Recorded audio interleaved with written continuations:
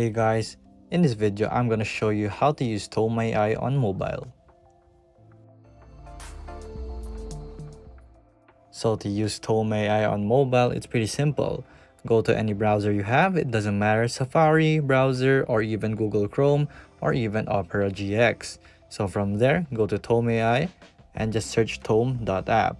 So once you have logged in, as you can see right here, to use Tome AI on your mobile is pretty simple, just like the desktop. Create with AI. So once again, create with AI.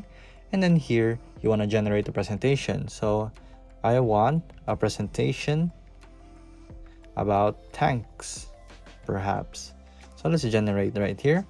And there you go. So this depends. If you have a free version of your account, you're gonna have a slower response rate rather than a pro account. As you can see right here, AI feeling slow, try pro.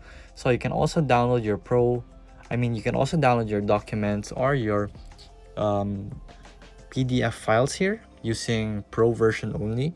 So as you can see here, we have our tanks. So as you can see, types of tanks and other things like that. So there you go. That's how you use Tome AI on mobile. So if you find this video was helpful, please hit the like button and don't forget to subscribe.